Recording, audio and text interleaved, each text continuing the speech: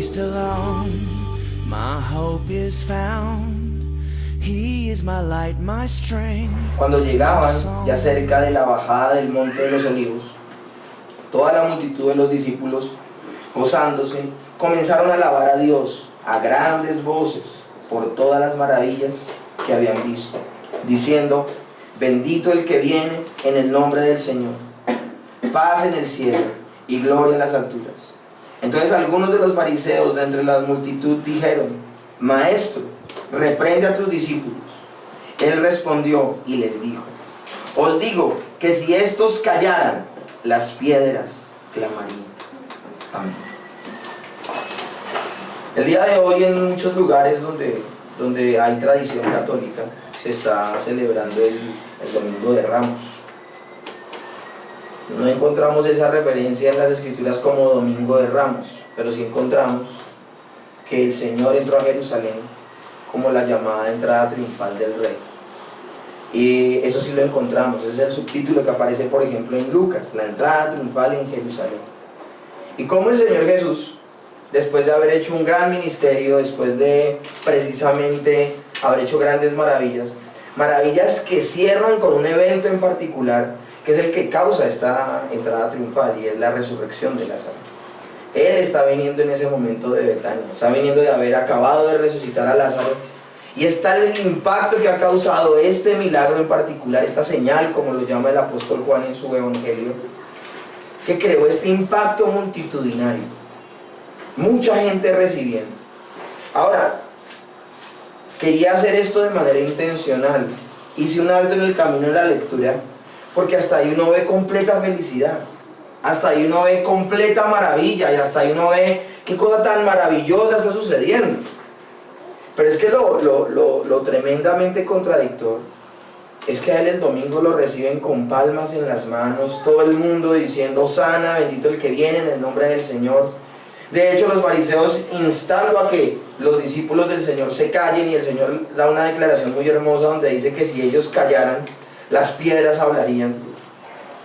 Pero luego de esa majestuosa bienvenida, dice el verso 41: y cuando llegó cerca de la ciudad, al verla, lloró sobre ella. A él la están recibiendo con palmadas de aplauso, lo están recibiendo como un gran rey. Los historiadores dicen que de esa misma manera recibieron a grandes hombres que habían traído victorias sobre los que querían tomarse a Jerusalén. Pero dice que Jesús, al llegar cerca a la ciudad, lloró sobre ella diciendo: oh, si también tú conocieses, a lo menos en este tu día, lo que es para tu paz. Mas ahora está encubierto de tus ojos, porque vendrán días sobre ti cuando tus enemigos te merodeen con vallado y te sitiarán, y por todas partes te estrecharán y te derribarán a tierra, y a tus hijos dentro de ti, y no dejarán en ti piedra sobre piedra. ¿Por qué sucederá esto? Él mismo da la razón. El Señor Jesús dice: por cuanto no conociste el tiempo de tu visitación. Es un evento recontradictor y que al día de hoy sigue sucediendo. Hoy día hay mucha gente que celebra una fiesta que no entiende. Celebran la llegada de un Jesús que no han terminado de comprender su misión, su labor, su obra perfecta, y por obvias razones no han recibido su salvación.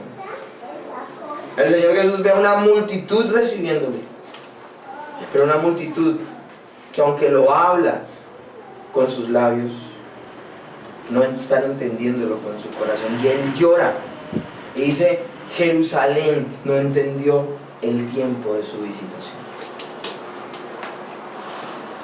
Y yo les digo, estamos en tiempos de gracia, estamos en tiempos de misericordia, estamos en tiempos donde el Señor no solamente ejecutó una obra perfecta, sino que dejó a su iglesia para que su iglesia no calle. Acá el texto dice que sus discípulos eran los que clamaban: bendito el que viene en el nombre del Señor. No habla de la multitud, habla de sus discípulos. Siempre a Jesús lo seguía una multitud y sus discípulos, y es bueno hacer esa diferencia, porque una persona que verdaderamente es discípula del Señor no se puede callar lo que el Señor ha hecho. Un verdadero discípulo del Señor no puede guardar silencio ante esa maravillosa de verdad de quién es Jesucristo. Y ese es el tema principal del día de hoy, en homenaje a la Semana Santa, haciendo un alto en el camino con el estudio que estamos haciendo en el libro de Efesios. Me llama poderosamente la atención poder meditar. El apóstol Pablo le dice a Timoteo, cuando ve a Timoteo con temores, cuando lo vio cobarde, le dijo, predica el evangelio. Y le dijo, insta a tiempo y fuera de tiempo. Y puede que en algunos momentos sea muy inconveniente predicar el evangelio. Pero en esta semana, es como lo decía el apóstol Pablo, esta semana estamos a tiempo para predicar el evangelio. Porque la gente de alguna manera está sensible, porque todo el mundo sabe que estamos en Semana Santa. Y por eso es muy importante poderlo hablar. Pero algo me llama poderosamente la atención, y es que a veces no llegamos a comprender lo importante que es la difusión del evangelio.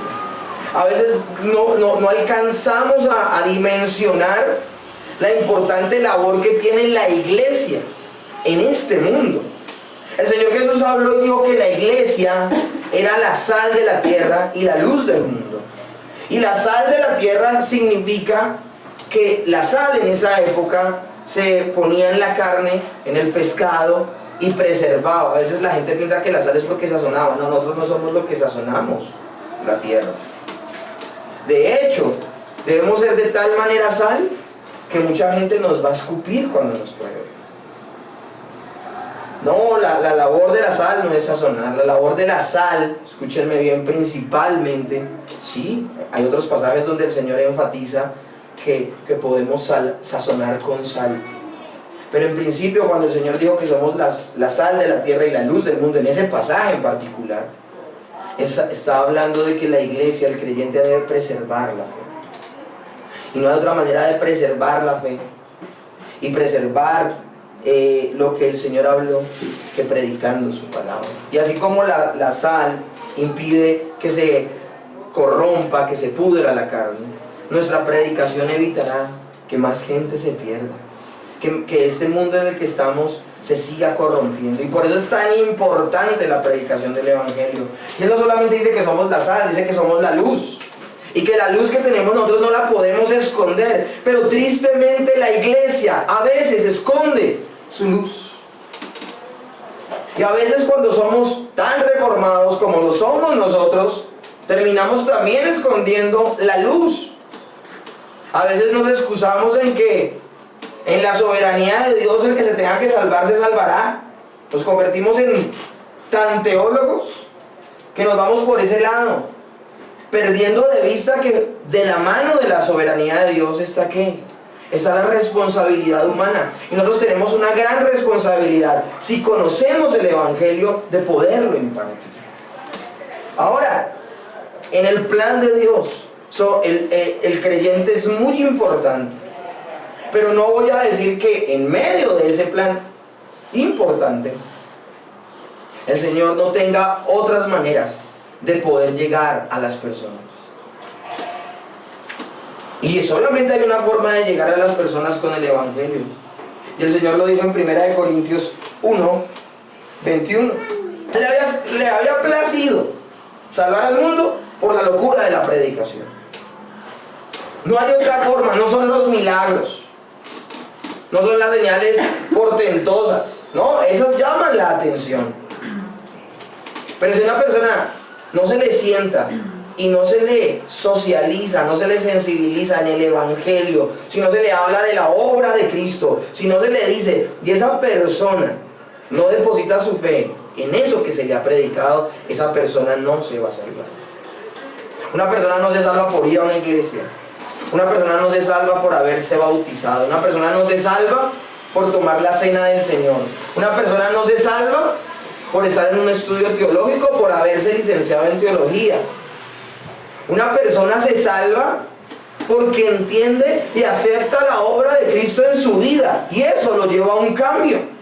Pero pareciera que estamos tan acostumbrados. Pareciera que estamos tan acostumbrados a este tema Parece que estuviéramos tan acostumbrados a lo que hablamos al interior de la iglesia, y de hecho pareciera que estamos tan acostumbrados a que la gente no le ponga atención a estos temas espirituales, que terminamos jugando el juego del mundo y no predicamos. Yo creo que iniciando la prédica del día de hoy, tú pienses, esta semana, ¿a quién le hablaste de Jesús? Piensa el día de hoy, ¿a quién le compartiste las buenas nuevas de salvación esta semana? ¿Con quién te sentaste y le pudiste decir, mira, Jesús hizo esto? No pienses en los resultados, no pienses si te van a agradecer, si te van a escupir en la cara. No pienses eso, piensa sencillamente a quién le compartiste. Porque Jesús dice en este pasaje que les acabo de leer, si ellos callaran, las piedras hablarían. ¿Saben? Yo un día estuve a punto de irme de la iglesia. Hace como 8 años atrás sucedió algo, una situación en Bogotá terrible al interior de la iglesia, algunos líderes se fueron. Y en esa época mi fe era tan débil que estaba soportada más en la gente que en la misma palabra de Dios. Y estuve a punto de irme de la iglesia. Estaba a punto de estallar. Y me acuerdo que mi hermano llevaba ya casi como 5 años de que él fue a la iglesia. Él creyó por un tiempo en el Señor Jesús, pero luego se apartó. Y él me vio en una situación de crisis tan terrible, y él estaba viviendo una vida loca. Él estaba en una situación donde ya no creía en Dios, ni tenía ley. Y me vio en un tiempo de tal crisis, y de tal situación, y de tal premura, y de tal angustia. Estaba yo discutiendo con mi mamá, rompí un vaso, cosa que yo nunca he hecho, nunca he sido así de violento. Y mi hermano menor me coge de los hombros y me dice, ¿qué le pasa? Cuando rompí el vaso yo dije, es que me voy a ir, voy a abandonarlo todo. Y mi hermano, que no está con el Señor, mi hermano que se había apartado de las cosas de Dios, me coge y me dice, ¿qué le pasa? Usted sin Dios es nada. Y ahí veía una piedra hablando. ¿Será necesario que el Señor le hable al mundo a través de los incrédulos porque su iglesia calla? A los mismos apóstoles, ahí cuando estaba Jesús, le dijeron a Jesús los fariseos, dile a tus discípulos que se callen. Y él dijo, no, si ellos callan aún, me idearé formas de que la gente escuche que yo soy el Señor. Cuando Jesús ya no estaba, cuando había ascendido a los cielos, a los discípulos les hicieron la misma propuesta y les dijeron, les prohibimos que prediquen en ese nombre, les prohibimos que prediquen de Cristo. Y ellos lo que dicen es, juzguen qué es mejor o qué es más justo, si hacerle caso a los hombres o caso a Dios. Nosotros no estamos en una sociedad donde nos prohíba predicar. A veces el que se prohíbe a sí mismo predicar es el mismo creyente. Y por eso el día de hoy me gustaría hacer un recuento histórico de por qué al Señor le plació salvar al mundo por la locura de la predicación. Porque es tan importante que nosotros verbalicemos nuestra fe, porque es importante. El apóstol Pablo le dice a Timoteo, le dicen, llegarán días donde las personas no sufrirán de la sana doctrina, donde se amontonarán maestros y la gente con comezón de oírlos escuchará y se irá detrás de ellos. La gente trae motivaciones aún equivocadas a salir a la iglesia. Y por eso se vuelve tan importante que nosotros que tenemos una fe bíblica prediquemos la sana doctrina. Pero es que, mis hermanos, es imperdonable que guardemos silencio. Pero aún es mucho más terrible guardar silencio en medio de una situación como la que vivimos el día de hoy. Una situación donde la gente sin pena y sin vergüenza predica una mentira como una verdad, como es el evangelio de la prosperidad. Ya a ellos no les da pena hablar de eso. Y a los pocos creyentes que tenemos el evangelio bíblico nos da pena. O no tenemos tiempo, o no estamos lo suficientemente capacitados. Siempre hay una excusa.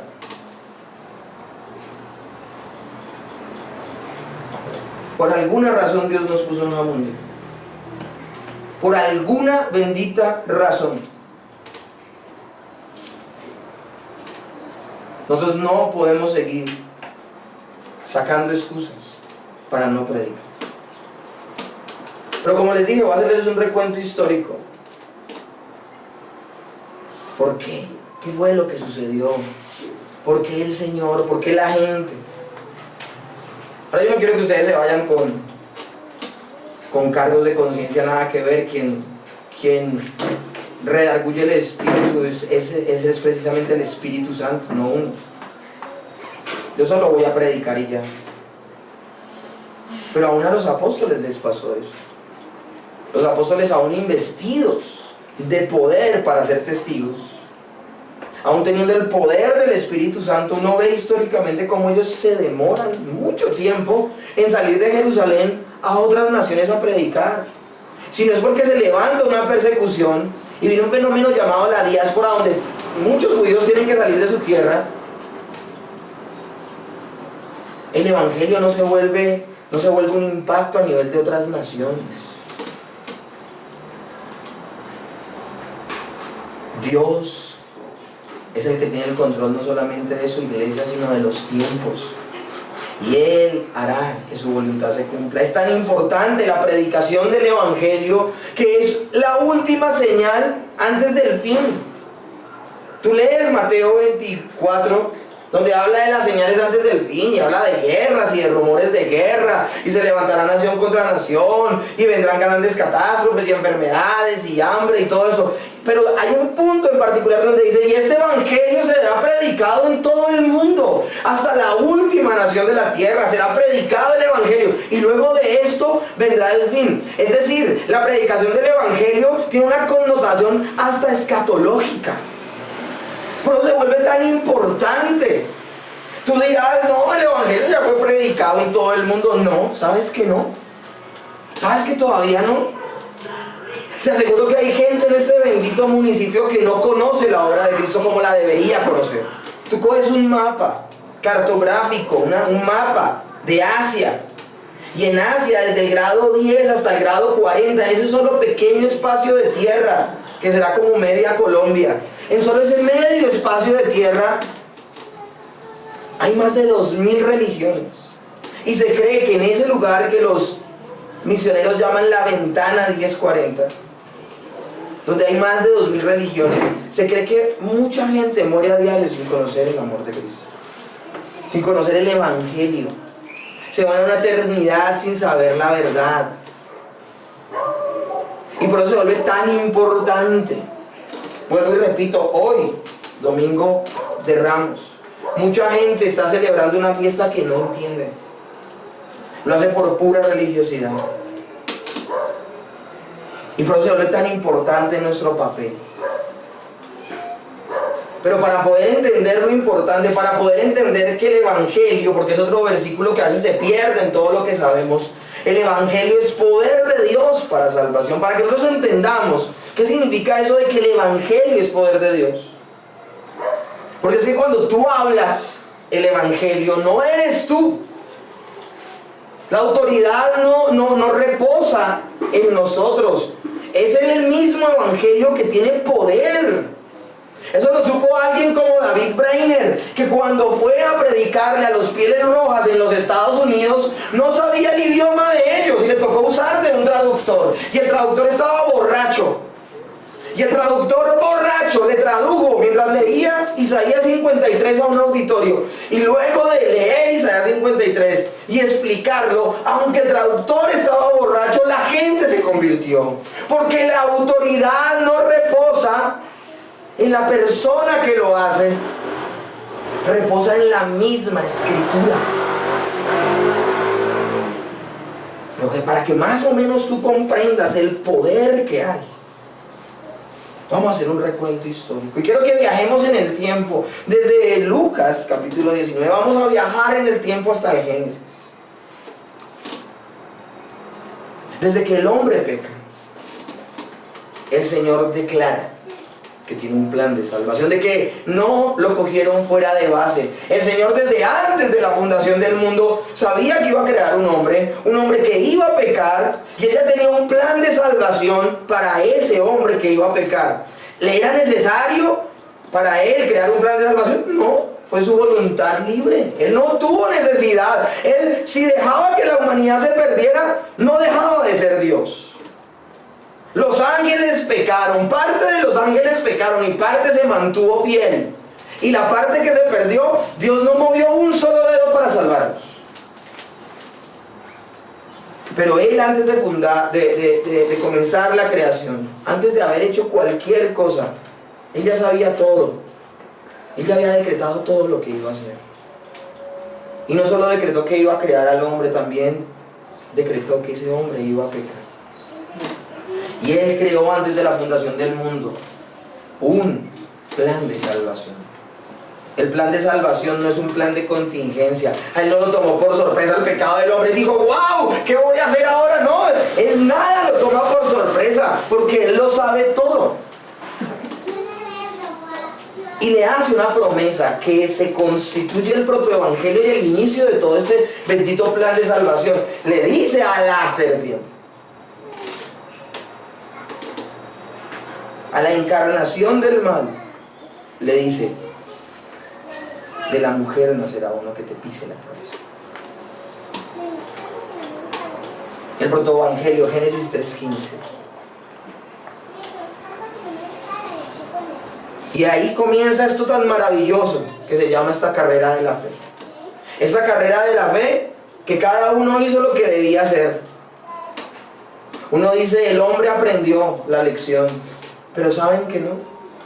Se levantan dos genealogías, la genealogía de Set y la genealogía de Caín. Y la genealogía de Set es una genealogía, una descendencia que busca a Dios, mientras que la descendencia de Caín se aparta de Dios. Ahora, independientemente de que estuviese caída la descendencia de Caín, ustedes pueden ver en Génesis 4, donde habla de la genealogía de Caín, y habla de que hubo gente muy brillante al interior de Caín.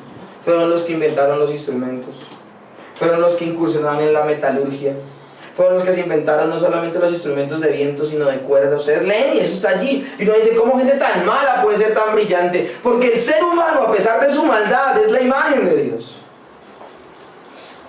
Porque a pesar de cualquier cosa en el hombre, por más apartado que esté de Dios, se ve de alguna manera. A pesar de que el pecado distorsionó terriblemente al hombre y lo sumió en unas tinieblas de oscuridad que lo llevarán a la muerte eterna, en el hombre está impreso la imagen de Dios.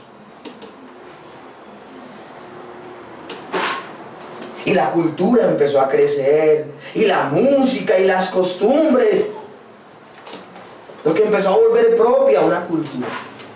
Lastimosamente fue una cultura que giraba en torno del hombre, no en torno a Dios.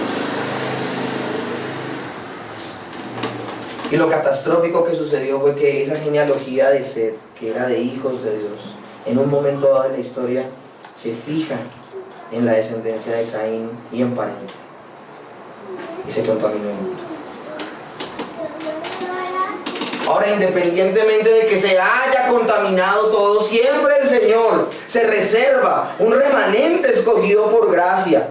Nunca en ninguna de las épocas que vamos a hablar el día de hoy, todo el mundo se echará a perder. No, siempre el Señor, así sean muy poquitos, el Señor por su gracia se reservará un remanente. No porque esas personas sean mejores que los demás. Por gracia el Señor los ilumina y no les permite desenfrenarse, ¿correcto? Y Dios va a hacer algo. Desde Enoc, Él va a hacer algo. Y eso algo que va a hacer es el diluvio universal, que luego llega en Noé. Solo 8 personas se salvan en una pequeña arca. Y en esa arca de salvación inicia nuevamente todo. Un reinicio. Lo tremendo es que el hombre sale del arca y el hombre sale a pecar de nuevo. Lo primero que hace Noé es hacer un altar, darle gracias a Dios, pero luego siembra un viñedo con el cual se emborracha. Y en medio de su borrachera, uno de sus hijos también tiene actitudes incorrectas hacia su padre. Empieza a brotar la embriaguez, empieza a brotar la inmoralidad, y se levanta nuevamente una generación que poco a poco, de manera inexorable, se aparta de Dios. Fue tan grave la situación que un día esa gente que es brillante, porque nuevamente se levantan personas que se alejan de Dios, pero que son brillantes, nuevamente vuelven a incursionar, vuelven a inventarse instrumentos, vuelven a inventarse cosas, vuelven a trabajar la madera, el metal, vuelven a usar el fuego de manera adecuada, vuelven a usar cada cosa. Se vuelven expertos.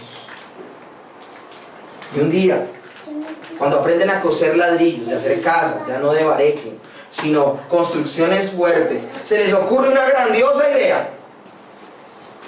Se les ocurre la grandiosa idea de hacer una torre tan alta que llegue al cielo para tomar el lugar de Dios. ¿Y saben qué es lo tremendo? Ustedes, alguno aquí ya dirá, bro, ¿y el pastor hacia dónde va? Denme el tiempo.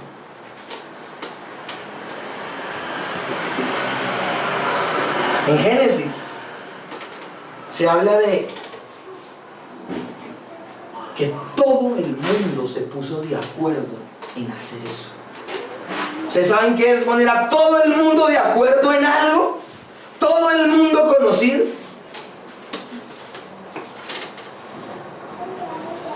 Y quiero dejarles claro algo, y tengo que hacer una radiografía para que ustedes más o menos entiendan hacia la dimensión donde quiero llevar la predicación. Después del diluvio universal, toda la gente estaba concentrada en una misma porción de tierra. Se cree que juntamente con el diluvio se deshizo la Pangea. La Pangea era esa sola capa terrestre que había. La palabra diluvio significa cataclismo, y algunos han dicho que se hundió la tierra bajo el agua casi. Dice la Biblia que el monte más alto estuvo por debajo del agua 200 metros más alto.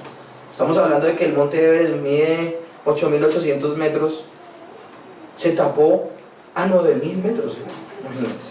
Por eso ningún ser que estaba fuera del arca se salvó. 9.000 metros de agua, una piscina de 9.000 metros de hondo, imagínense eso. ¿Quién se puede salvar? Entonces, algunos han llegado a la conclusión de que en ese momento fue donde se fragmentó esa única capa terráquea que había y se formaron los continentes. Y eso hizo algo. Antes toda la gente ocupaba una sola porción de tierra, pero toda esa gente murió en el diluvio. Cuando Noé se levanta a poblar la tierra con su familia, todas esas personas que poblaron la tierra, poblaron solo una porción de tierra, porque ya la tierra se había dividido. ¿Están comprendiendo, cierto? Y todo el mundo hablaba un mismo lenguaje. Son dos cosas muy poderosas: ocupar solo una porción de tierra, y segundo, todos hablar el mismo idioma. Entonces, cuando en la Biblia, en la historia de la Torre de Babel, se habla de que todo el mundo se puso de acuerdo en esa idea de hacer la torre, significa que todo el mundo quería ocupar el lugar de Dios. ¿Lo comprenden? ¿Comprenden lo desdichado de ese momento? Y sucedió lo que ha sucedido siempre, y al día de hoy sucede. Cada vez que el ser humano descubre algo más y le da a su vida mayor comodidad, lo que llamamos hoy modernidad, tecnología, porque los ladrillos de una clase de tecnología, de una clase de avance, poder construir casas que permanecieran con el tiempo. Entonces, cada vez que el hombre incursionó en ciertas artes y ciertas ciencias, sin Dios, porque Dios es el que le da, vuelvo y repito, Dios es el que le da la capacidad a los seres humanos de hacer esos descubrimientos y de lograr perfeccionar esas artes. Yo, escuchando a Mozart, veo a Dios. Viendo a una persona hacer gimnasia olímpica, veo a Dios. viendo a una persona practicar un deporte de manera especial, profesional, viendo a un profesor dictar una clase, viendo a un científico descubrir algo maravilloso, veo a Dios. Esa es la multiforme, gracias a Dios. No quiero que me malinterpretes. No estoy hablando de que la cultura sea mala, no estoy hablando de que el avanzar sea malo, no estoy hablando de que el hombre crezca sea malo. Lo malo es cuando el hombre levanta esa cultura sin que Dios sea el centro. Eso es lo malo. Y es lo que está pasando al día de hoy. Toda la gente se puso de acuerdo en hacer una torre. Se envanecieron en su conocimiento, como decía Pablo, profesando ser sabios se hicieron necios. ¿Ustedes saben qué declaración tan absurda es levantar un edificio que llegue al cielo?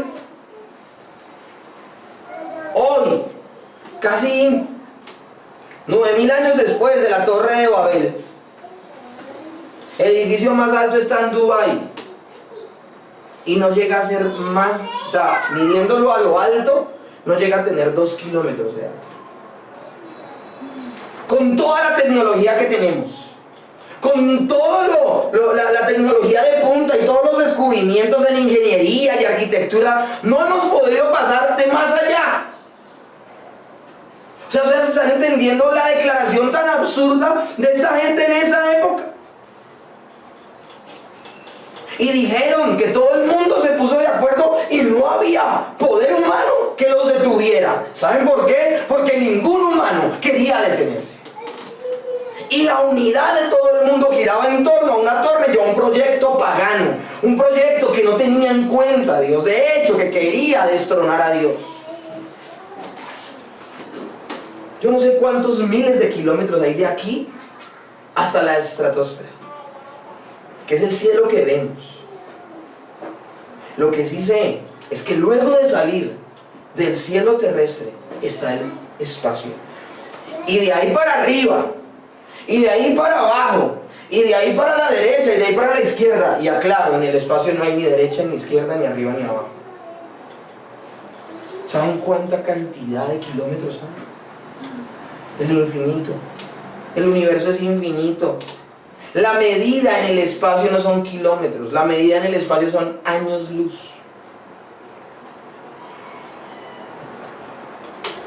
Ese era el propósito tan terrible que había en la humanidad. Y es lo que estamos viendo al día de hoy con la humanidad. La humanidad está envelecida consigo mismo. La humanidad está descrestada consigo misma. Cada descubrimiento, cada cosa que dice, el ser humano se cree capaz de cualquier cosa.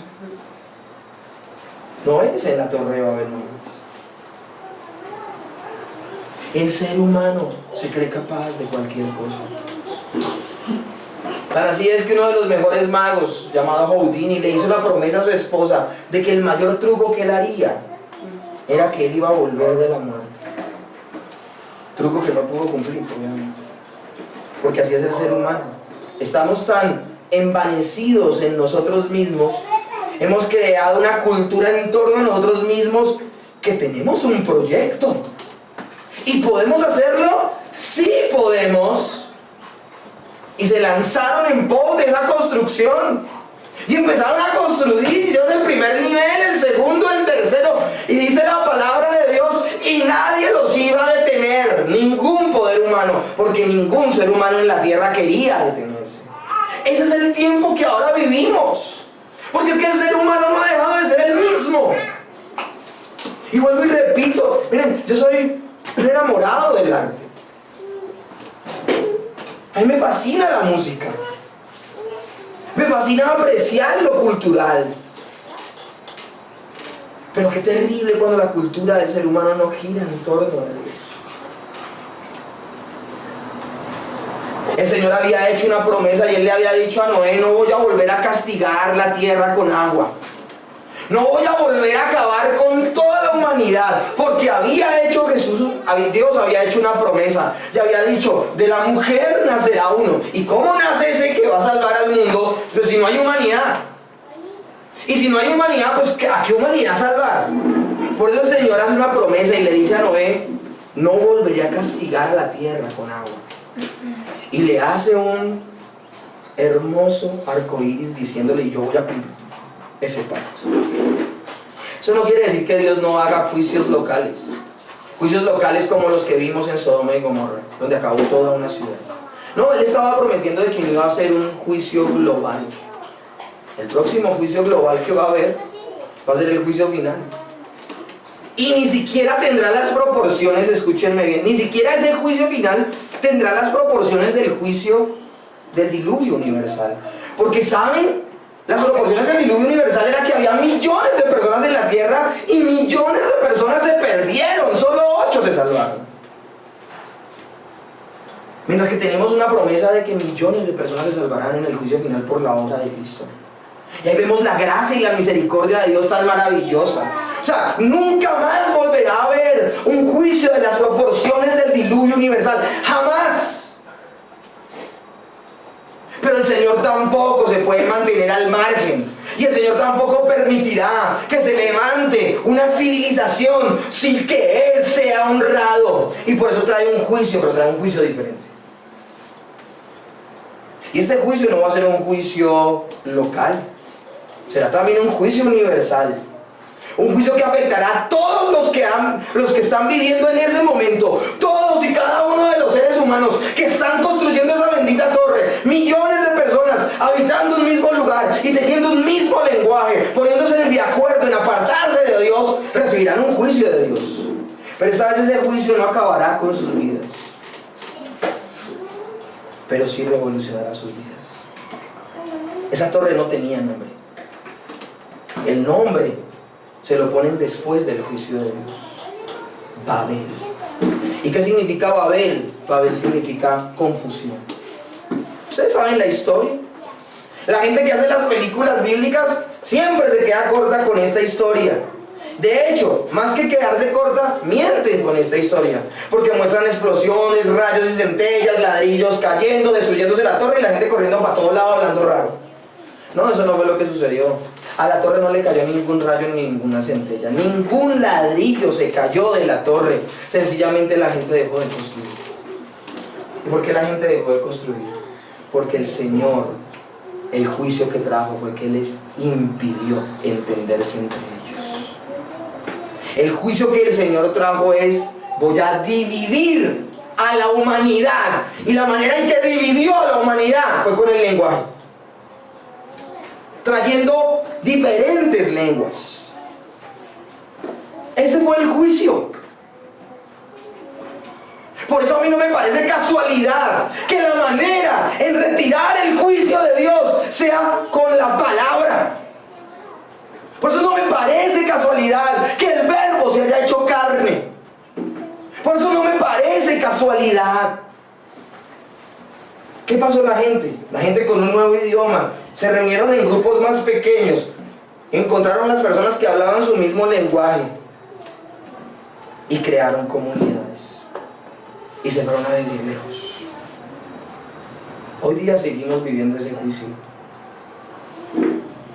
Hoy día seguimos viviendo ese juicio. ¿De dónde vienen las guerras que tenemos? De la diferencia. Porque cada una de esas naciones, cada una de esas personas con una lengua que se fue a vivir lejos en una tierra que ya estaba dividida. Porque miren lo que trae el juicio de Dios. El primer juicio de Dios dividió la tierra física. Se fragmentó la Pangea. Pero ahora este segundo juicio fragmenta la misma civilización y a la misma humanidad y la convierte en naciones. Las naciones, la gente dirá, las naciones son una bendición. No, las naciones son un juicio de Dios. ¿Y por qué las naciones son un juicio de Dios? Porque el Señor creó al hombre para que tuvieran solo un padre y fuéramos solo una familia. Son esas mismas naciones las que casi se han acabado durante todos estos miles de años. Peleando el norte con el sur, como en Estados Unidos, los blancos con los negros, los asiáticos con los anglosajones. los babilónicos contra los persas, los griegos contra los romanos, Alemania contra el resto del mundo. Por eso el Señor, luego de la Torre de Babel, luego de dividir a los seres humanos, Él siempre se ha levantado un remanente escogido por gracia. ¿Y saben a quién levanta? A Abraham. Y en este orden de ideas sí que se vuelve maravillosa la promesa que el Señor trae en Abraham. Y le dice, y serán benditas en ti todas las familias, todas las naciones de la tierra. Yo voy a bendecirlas. Y levanta a un pagano como Abraham. Porque Abraham era igual de pagano. Abraham, si no hubiese tenido la gracia de Dios, Abraham habría sido uno de los que hubiera corrido a hacer esa torre. Y lo sacó de un lugar tan pagano como Ur, que queda en Caldea. Y de allá lo trajo y dijo, la única manera de poder levantar a ese uno que va a redimir a la humanidad es sacándolo de su entorno, de su hábitat natural. Y por eso el Señor saca a Abraham de Ur de los Caldeos. Y es que no es que Caldea sea la más mala. Hasta ese momento nadie se interesaba por Dios. A Abraham, su papá, no lo levantó con esa inquietud del Dios de los cielos. Dios tiene que hablarle a Abraham. Dios tiene que usar la revelación especial. Tiene que manifestarse y hablarle, inquietarlo. Y le hace una promesa. En ti serán benditas todas las naciones de la tierra. Yo voy a bendecir a las naciones de la tierra. Por eso el Evangelio siempre ha tenido una connotación mundial. Por eso el judío que piense que el Dios de los hebreos es solo el Dios de los hebreos, ese judío tiene mucho que aprender. Ese judío no conoce al Dios que dice servir. Porque el Dios de los hebreos siempre pensó en ser Dios de las naciones. Por eso le dijo a Abraham, en ti, Abraham, serán benditas todas las naciones de la tierra. En ti tu simiente. Y cuando habla de su simiente, ¿de quién está hablando? ¿Cuál es la simiente de Abraham? La simiente de Abraham es Cristo. Y por eso, mis hermanos, no me parece casual y se me pone la piel de gallina. Por eso no me parece casualidad que el Señor está con sus discípulos, empieza a trabajar en ellos. Él antes de morir le dice a sus discípulos, porque Jesús es la simiente de Abraham, y quiero que eso quede claro. Ninguno de los patriarcas que se levanta después. Abraham tiene a Isaac, Isaac tiene a Jacob, Jacob tiene a 12 hijos, y de esos 12 hijos el Señor escoge a Judá. Judá tuvo descendencia, y de esa descendencia se levantó uno, del cual iban a nacer otro, y otro, y otro. Nació David. Y después de descendencia y de generación en generación, nace José, nace María. Y de María nace Jesús, el Hijo de Dios. Y Jesús trabaja en 12 hombres. A 11 de ellos les dice, no se muevan de Jerusalén hasta que sean investidos de poder. Texto tan mal interpretado, texto tan mal utilizado. La gente dice que el poder del Espíritu Santo es hacer milagros. Los discípulos ya hacían milagros antes de que el Espíritu Santo viniera sobre ellos. Ya hacían milagros, ya echaban fuera demonios. Con la autoridad de Jesús lo hacían. ¿A qué se refería el Señor Jesús cuando les dijo no se muevan de Jerusalén hasta que sean investidos de poder? ¿A qué se refería? ¿Qué poder recibieron en Pentecostés? 50 días después de la Pascua se celebraba una fiesta que se llama Pentecostés. El Señor Jesús estuvo con ellos 40 días. Se les apareció durante 40 días. Y ellos solitos duraron 10 días. Digo solitos entre comillas, porque el Señor siempre los cuidaba. Durante 10 días hasta Pentecostés, orando, pidiéndole al Señor que el Espíritu Santo, que el Consolador viniera. Y cuando viene el Espíritu Santo, No nos quedemos en las teofanías, no nos quedemos en la llama de fuego, no nos quedemos en como el viento recio. ¿Qué ocasiona el Espíritu Santo en sus vidas? Primero que todo, dejan de ser unos pusilánimes, porque ellos están escondidos, ellos tienen miedo. Ellos, si los hubiesen perseguido en ese momento, si los hubiesen obligado a negar a Cristo, tal vez lo hubiesen hecho. Porque es que el valor de un creyente no viene de él. Eso es lo primero que hace el Espíritu Santo cuando los visita, es que dejan de ser unos pusilánimes, unos cobardes. Porque uno de ellos negó a Jesús 3 veces y el resto lo abandonaron.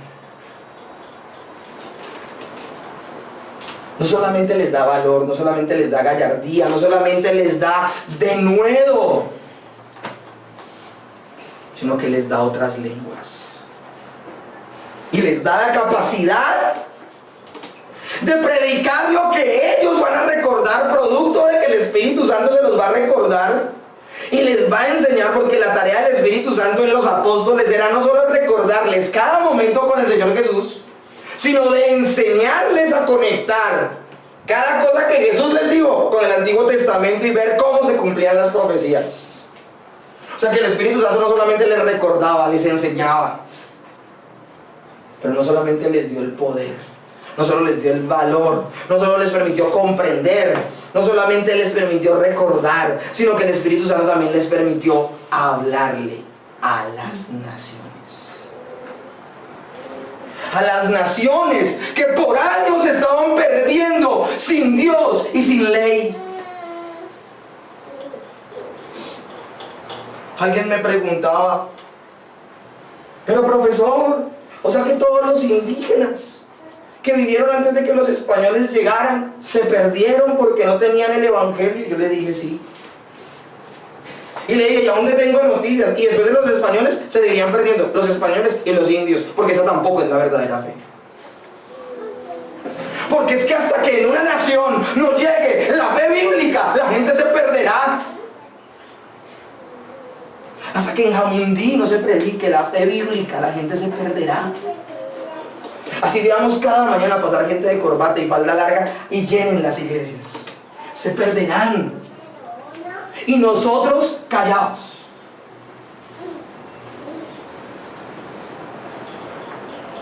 Porque el Señor no les da otro poder. ¿Por qué hablar? ¿Por qué poder comunicar el evangelio a otras naciones? ¿Por qué? Porque al Señor le plació salvar al mundo por el mismo mecanismo que dividió al mundo, por la lengua, el idioma. No hay algo más hermoso, no hay algo más maravilloso que el idioma. Hace 2 semanas en el colegio hubo un encuentro poético y yo no me aguanté las ganas y allá estaba dando un poema. Porque yo soy un enamorado del lenguaje. Soy un enamorado de la comunicación. El poderme sentar a hablar con una persona y transmitirle una idea es maravilloso. Ahora, si esa idea es el evangelio, mucho mejor. En el colegio donde estoy dicto ética, religión y hasta filosofía. Porque me ha tocado volverme filósofo.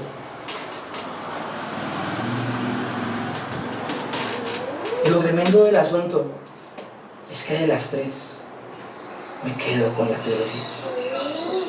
Me quedo con lo teológico. El poder sentarme y hablarle a una persona y conducirla a Cristo es lo más maravilloso que hay. Ahora, la respuesta de la persona, eso pasa a un segundo plano. Hay gente que se la pasa pensando tanto en la respuesta de la persona que no predica el evangelio. El evangelio de Dios es tan poderoso que tú no tienes ni que hacer fuerza, no tienes que ni herniarte, solo tienes que preocuparte por entenderlo bien y transmitirlo bien. Dios hace el resto. Dios hace el resto. Tan poderoso es el evangelio que un cobarde que negó 3 veces a Jesús se para en medio de la multitud, predica y 3,000 se convierten. Porque un cobarde que niega a Jesús con el Espíritu Santo deja de serlo y puede traer conversos a la iglesia.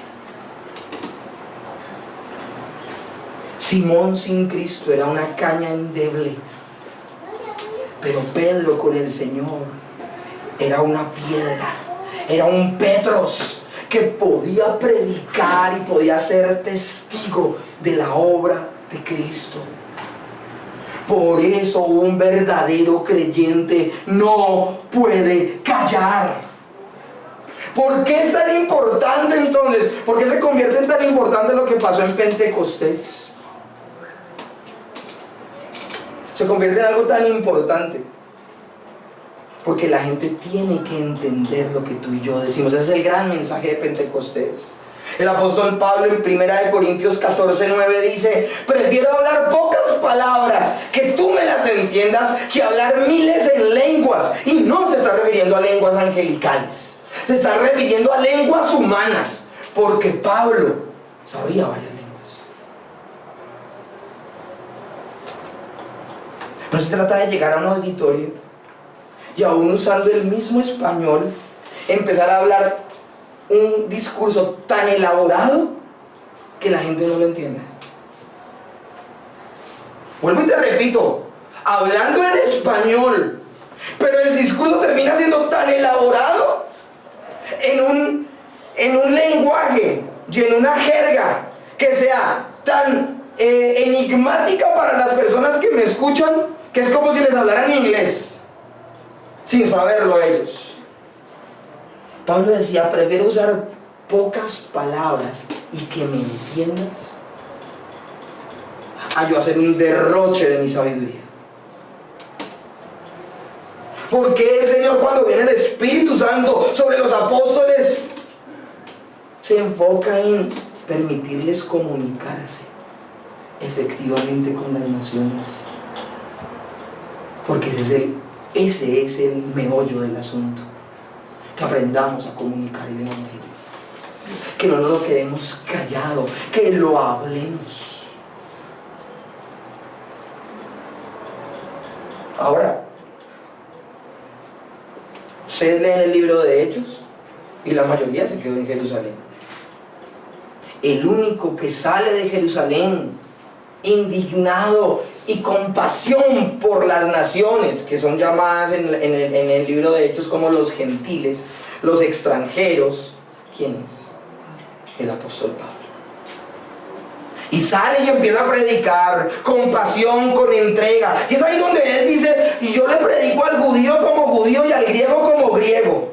Me hago. No refiriéndose a identificarse en su cultura que ha crecido sin Dios, pero sí sin ignorar esa cultura.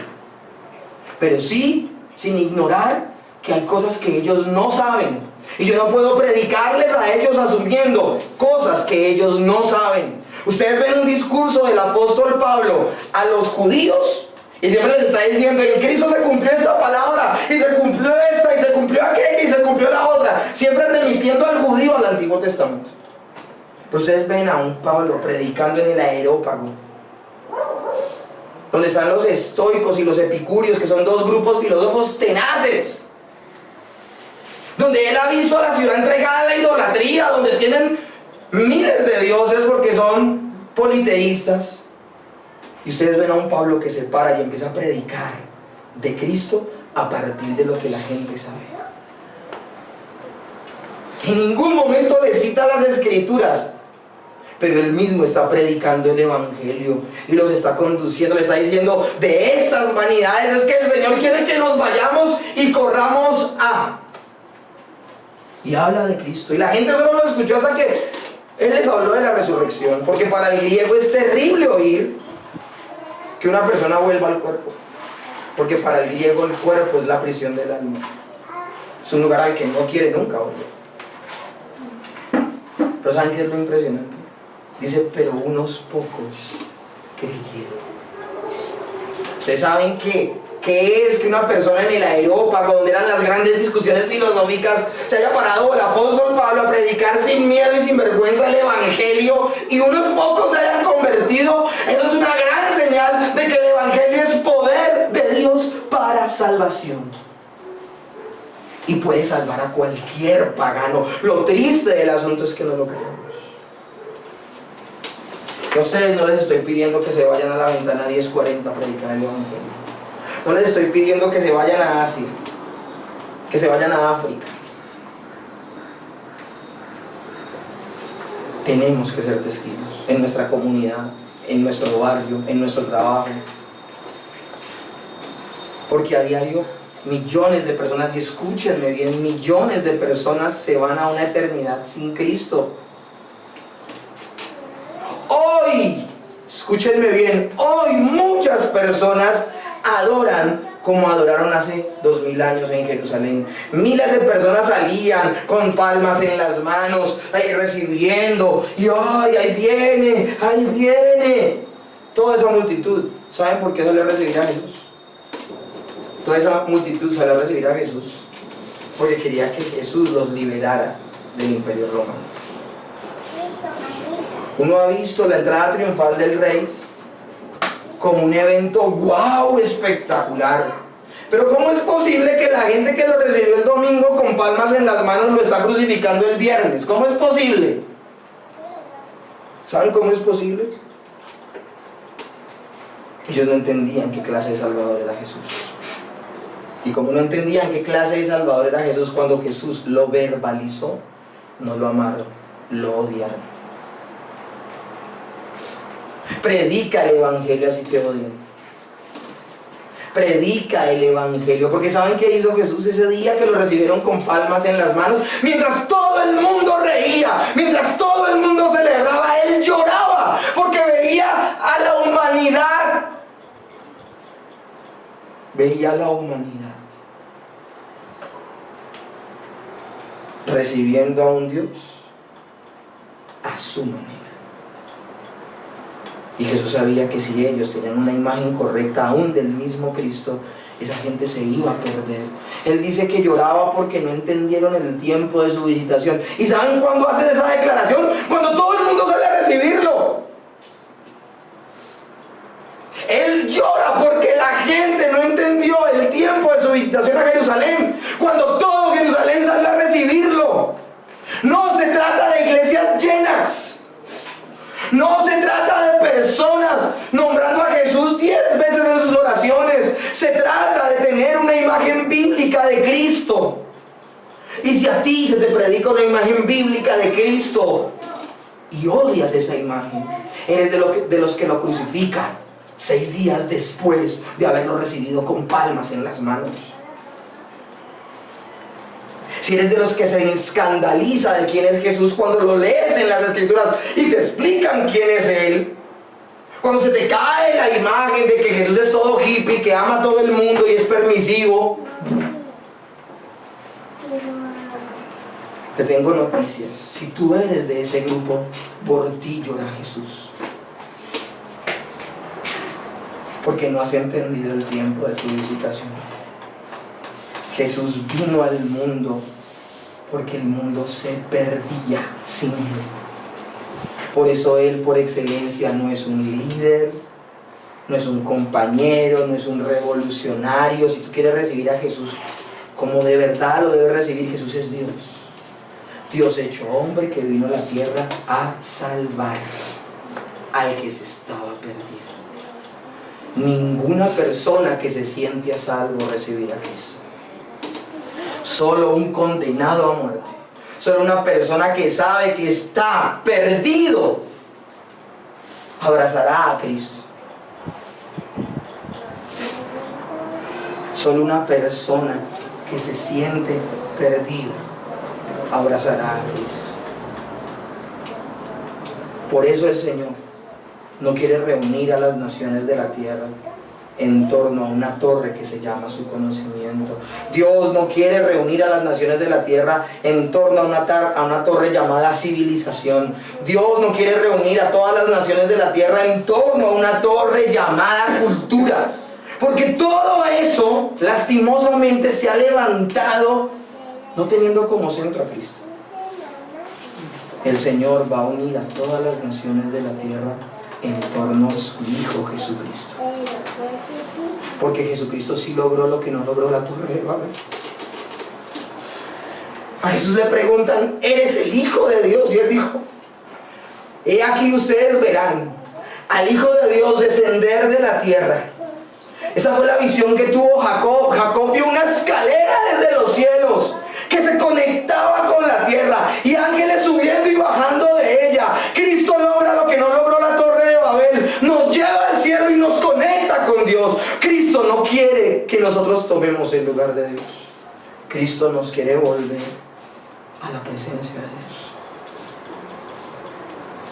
Señor, en esta mañana yo te doy gracias.